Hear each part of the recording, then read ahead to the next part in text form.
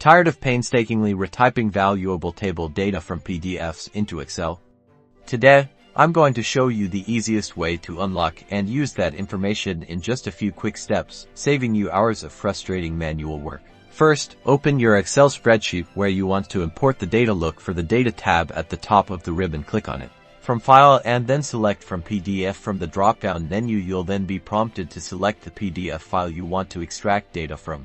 Navigate through your computer's folders and choose the PDF document that contains the table you need. Click Import once you found it. Excel will now scan your PDF. A Navigator window will pop up, showing you all the tables it has detected within the document. You can preview each table by clicking on it.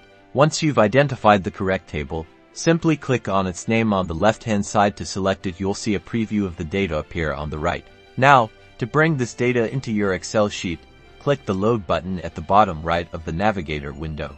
And just like that, your table from the PDF is seamlessly imported into your Excel spreadsheet, ready for analysis, editing, and all the powerful features Excel has to offer. No more tedious retyping. Try it out and revolutionize your workflow.